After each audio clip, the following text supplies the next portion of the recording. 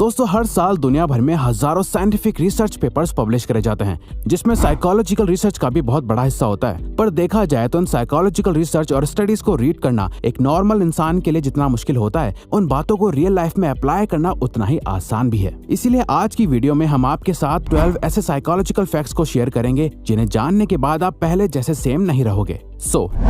Number 1, music changes perception. हम सभी ये जानते हैं कि म्यूजिक हमारे मूड को चेंज करने का पावर रखता है। एक हाईली एनर्जेटिक सॉन्ग सुनकर आप मोटिवेटेड फील करोगे और वहीं एक सैड सॉन्ग आपको सैड और डिप्रेस्ड फील करा सकता है। आप किस टाइप का म्यूजिक सुनना पसंद करते हो, ये एक्चुअली में अफेक्ट करता है कि आप इस दुनिया को किस नजर से देखते हो। 2011 की एक स्टडी में लोगों को एक टास्क दिया गया, जहाँ उन्हें डिफरेंट म्यूजिक सुनते हुए एक पेपर पर हैप्पी और सैड फेसेस को टिक करना था। रिजल्ट ये देखा गया कि सैड म्यूजिक सुनते हुए ज्यादातर लोग सैड फेसेस को टिक कर रहे थे, वहीं हैप्पी म्यूजिक सुनते टाइम लोग हैप्पी फेसेस को चूज कर रहे थे, जिसे परसेप्चुअल एक्सपेक्टेशन का नाम दिया गया। जहां आप अपने कानों से कुछ सुनते हो तो आपका ब्रेन आपकी आंखों से सिमिलर चीजें देखने लगता है। इसीलिए एनर्जेटिक म्यूजिक वर्कआउट करते टाइम बहुत हेल्प करता है और सॉफ्ट म्यूजिक आपको फोकस करने में हेल्प करता है।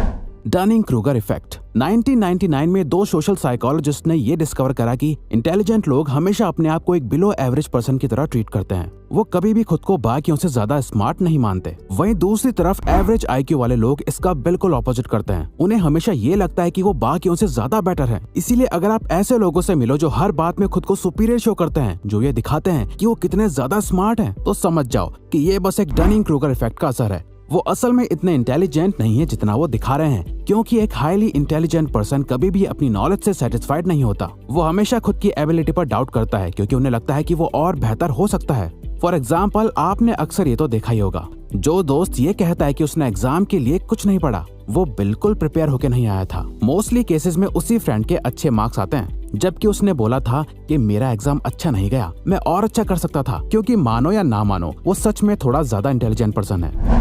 Singing reduces anxiety. इमेजिन करिए आप अपनी कार ड्राइव करते हुए अपने काम पर जा रहे हैं, जहां आपको एक इम्पोर्टेंट प्रेजेंटेशन डिलीवर करनी है। सो नेचुरली आप नर्वस और एंग्शियस फील करोगे। तो ऐसे मोमेंट में आप अपने आप को काम कैसे रखोगे?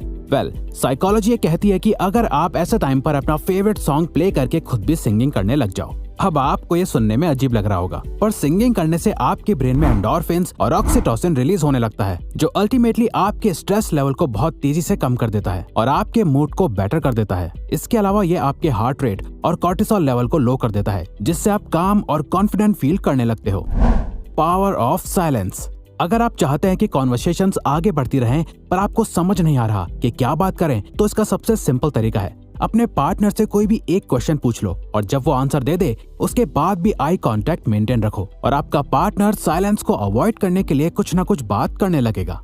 स्टडीज में देखा गया है, जब कोई पर्सन आपके सामने ओपन होने में स्ट्रगल करता है या अपनी फीलिंग्स को हाइड करता है, इस टाइम पर इंफॉर्मेशन निकलवाने के लिए बस एक क्वेश्चन पूछो और कुछ देर साइलेंट हो जाओ, क्योंकि किसी भी कॉन्वर्सेशन के बीच साइलेंस अच्छा नहीं लगता, जिसे अवॉइड करने के लिए वो इंफॉर्मेशन शेयर करने लगता है या आपसे क्रॉस क्वेश्चन पूछने लगता है, जो अल्टीमेटली कॉन्वर्सेशन को मेंटेन रखता है।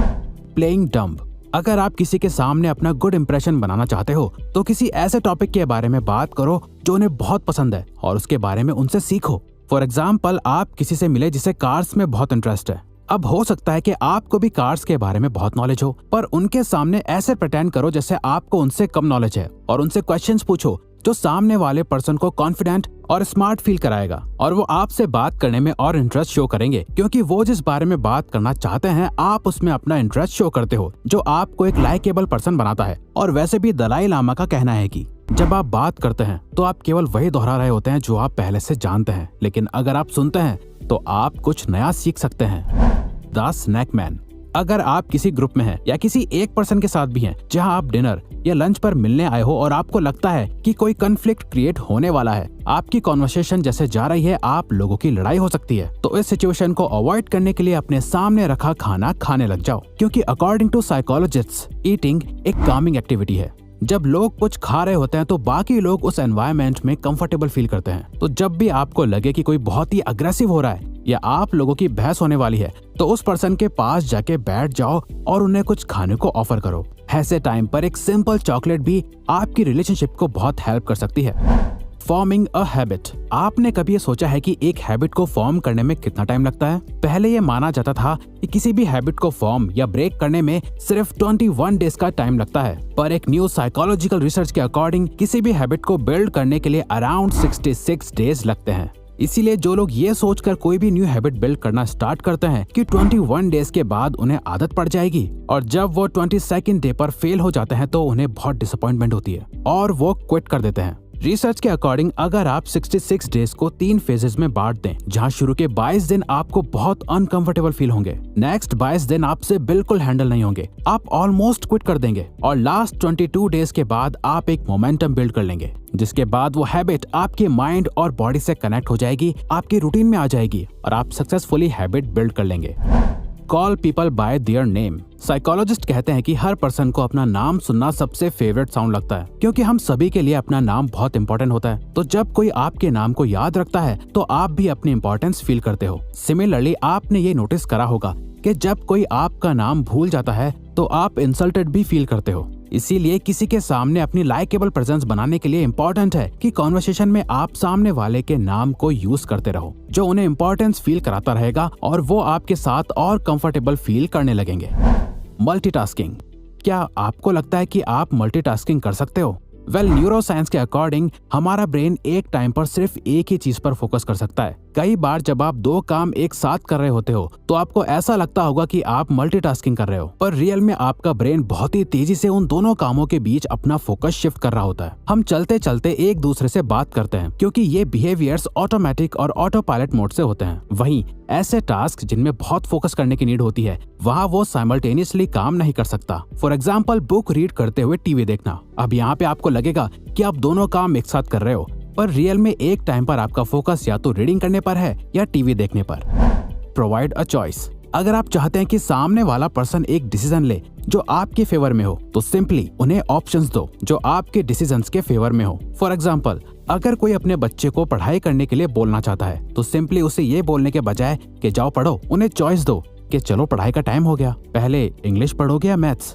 तो जब वो कोई भी चॉइस लेंगे तो उन्हें लगेगा कि वो खुद ये डिसीजन ले रहे हैं, वो अपने कंट्रोल में है। अब ये ट्रिक आप किसी के भी साथ यूज कर सकते हो। जैसे आपने नोटिस करा होगा कि हर रेस्टोरेंट में वेटर्स इसी ट्रिक का यूज करते हैं। वो आपको वो सारे ऑप्शंस देते हैं जो वो चाहते हैं कि आप ऑर्डर करो, और आप इनडायरेक्टली वही करते हो, पर आपको ऐसा लगता है कि वो डिसीजन आपने लिया, लेकिन रियलिटी में वो डिसीजन आपके वेटर ने पहले ही ले लिया था। यानी कि वो ट्राई करते हैं कि आप कुछ चुनिंदा चीजों में से ही कुछ एक चीज ऑर्डर कर दें जिसे रेडी करने में रेस्टोरेंट को ज्यादा टाइम ना लगे। The power of sunlight. दोस्तों, आपने भी नोटिस करा होगा कि पूरा दिन अपने घर या ऑफिस में बिताने के बाद जब आप बाहर निकलते हैं तो इंस्टेंटली आपका मूड बेटर हो जाता है, क्योंकि सनलाइट के बेनिफिट्स सिर्फ मेडिकल फील्ड्स में नहीं है जो सिर्फ आपकी बोन्स के लिए बेटर है, बल्कि कई रिसर्च में देखा गया है कि सनलाइट कई मूड डिसऑर्डर्स जैसे डिप्रेशन को भी प्रिवेंट करता है। सनलाइट से मिलने वाला विटामिन डी मूड स्टेबलाइजर की तरह एक्ट करता है और हमारे ब्रेन में प्लेजरेबल हार्मोन्स को रिलीज करता है। और ये देखा गया है कि जिन कंट्रीज में सनलाइट की रीच कम होती है, वहाँ के लोगों में डिप्रेशन के ज्यादा सिम्टम्स देखे जाते हैं। तो आपको बस दिन में 10 मिनट डायरेक्ट सनलाइट लेनी है, जो लिटरली आपकी लाइफ को चेंज कर देगा, और ये मॉर्निंग सनलाइट होगी तो और भी अच्छा। Mirror body language. अगर आप किसी से बात करते टाइम उनकी बॉडी लैंग्वेज या उनके कुछ बिहेवियर्स को कॉपी करने लग जाओ तो वो आपके साथ इंस्टेंट ट्रस्ट फॉर्म कर लेंगे। वो जैसे बात करते हैं, जैसे मूव करते हैं, अगर आप भी उनके कुछ एक्सप्रेशंस को मिरर करने लगो तो वो आपको और पसंद करने लगेंगे, क्योंकि वो आपसे और भी ज्यादा कंपैटिबल फील करेंगे। साइकोलॉजिस्ट इसे कैमेलियन इफेक्ट कहते हैं। फॉर एग्जाम्पल, किसी से बात करते टाइम ये नोटिस करो कि वो कौन से वर्ड सबसे ज्यादा यूज करते हैं, और आप भी बात करते टाइम उन वर्ड्स का यूज करने लग जाओ। इससे वो खुद को आपसे आइडेंटिफाइड कर पाएंगे, उन्हें लगेगा कि आप भी उन्हीं के जैसे हो, और वो आपकी कंपनी को एंजॉय करने लगेंगे। तो अगर आपको ये वीडियो अच्छी लगी तो वीडियो को लाइक और सब्सक्राइब बटन पे क्लिक करके इस चैनल को ग्रो करने में सपोर्ट करो, और बेल नोटिफिकेशन ऑन कर लीजिए ताकि आप आने वाली वीडियोस मिस ना कर पाओ। Thank you for watching.